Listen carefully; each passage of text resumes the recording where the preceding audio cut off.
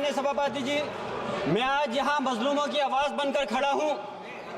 उन करोड़ों भारतीय मुसलमान और अल्पसंख्यकों की जद्दोजहद और हक की बात करना चाहता हूँ जो इस देश का अटूट हिस्सा हैं। मेरे अल्फाज बंटवारे के नहीं बल्कि इत्तेहाद के हैं।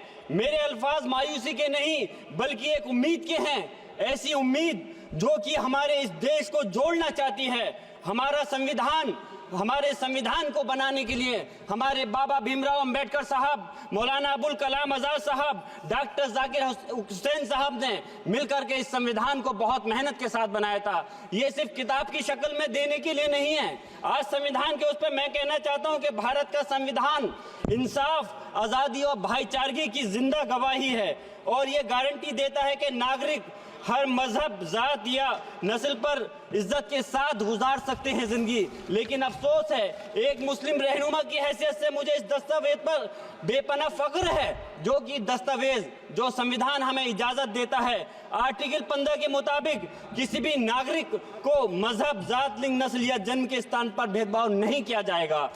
आर्टिकल 19 में बोलने के अभिव्यक्ति की आज़ादी का हक दिया गया है जो कि हमारे अधिकारी को हक की आवाज़ को छीनने का आप काम कर रहे हैं। आर्टिकल 25 अपने मजहब को मानने और उस पर अमल करने की आज़ादी देता है। आर्टिकल 29 के तहत अल्पसंख्यकों के हकों की हिफाजत करने के लिए प्रावधान किए गए हैं, लेकिन आप तो हमारे हकों की छीनना चाहते हैं। माननीय सभापति जी, मैं आपके माध्यम से कहना चाहता हूं कि आर्टिकल 30 के अंदर अपने तालीमी इदारों को कायम करने और उनके चलाने का हक है, लेकिन हमारे साथ ज्यादती हो रही है। ये संविधान को अगर आप कमजोर करेंगे तो याद रखना ये देश कमजोर होगा, हमारा मुल्क कमजोर होगा। जो संविधान के प्रति वफादार नहीं हो सकते वो हमारे मुल्क के प्रति वफादार नहीं हो सकते। मैं उस संभल की सरजमी से आता हूं जहां पर 15 दिन पहले एक संविधान को कमजोर करने का काम किया गया। वहां पे जिस प्रकार से 5 मजलूमों की जान ले ली गई, जिस तरह से 30 से ज्यादा लोगों को गोली मारकर घायल कर दिया गया और 27 से 50 से ज्यादा लोगों के खिलाफ मुकदमा दर्ज किया गया। मैं पूछना चाहता हूं माननीय सभापति जी, मैं सांसद हूं, मैं अपने मुकदमे का मैंने कहा था मुझे डर नहीं है, मेरे खिलाफ मुकदमा लिखा गया, मैं वहां मौजूद नहीं था और ये मुकदमा जो हमारे चाहे विपक्ष के सांसद हो या सत्ता पक्ष के सांसद हो, आप याद रखिए जनता की आवाज हो, जनता के बीच में जाकर के आपके जवाबदेही बनती है और मैंने अपनी जनता की आवाज को उठाने का काम किया तो क्या गलत किया था। माननीय सभापति जी, सिर्फ इस बुनियाद पे मुकदमा लिख दिया गया। आज मैं आपको बताना पॉइंट पे बोल रहा हूँ, संविधान पर ही बोल रहा हूँ। माननीय सभापति जी, आज मैं चाहता हूँ उन लोगों को इंसाफ मिलना चाहिए जो जिन्होंने ज्यादती की है, उनको सजा मिलनी चाहिए। और आज एक इमाम को सिर्फ इसलिए गिरफ्तार कर लिया गया संभल के अंदर कि सिर्फ उन्होंने अजान लाउड स्पीकर से दे दी थी।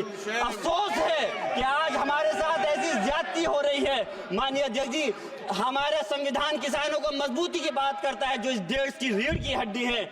130 किसान जो 10 दिन से ज्यादा समय से जेल में बंद हैं, आप किसानों को हक नहीं दे पा रहे तो किसको हक देने का काम करोगे। मैं अफसोस करता हूँ आज पूरे प्रदेश और मुल्क के अंदर जिस तरह से हमारे लोगों की हिफाजत नहीं की जा रही। एक मॉब लिंचिंग सिर्फ धर्म के नाम पर, अगर कोई मुस्लिम है, ओबीसी है या पिछड़ा समाज का, एससी समाज का है तो नाम पूछ करके उसकी हत्या कर दी जाती है।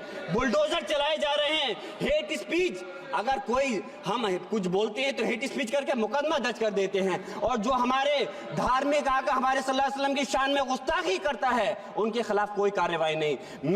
मेरे पास समय कम है इसलिए तेजी के साथ में मुझे बोलना पड़ रहा है। माननीय सभापति महोदय जी, ये सवाल बंटवारे का नहीं बल्कि हम वतनों के लिए जिनका जमीर मर गया है उनके जमीर को जिंदा करने के लिए है।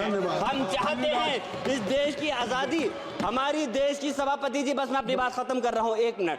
हमारी देश की आजादी के लिए मैं ये कोई बंटवारे की बात नहीं कर रहा, लेकिन हमारे मुस्लिम और हिंदू समाज सब लोगों ने मिलकर के इस देश को आजाद कराने का काम किया था। आज उनके साथ ज्यादती क्यों की जा रही है? हम लोग अपने इस मुल्क के अंदर मजबूरी से नहीं रुके बल्कि हम जो है अपनी मर्जी से रुके थे। हमारी मुल्क को आजाद कराने में हजारों लाखों मुसलमानों ने शहीद हुए थे।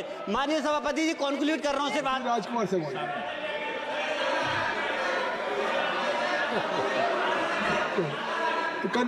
आप कंक्लूड करें ना।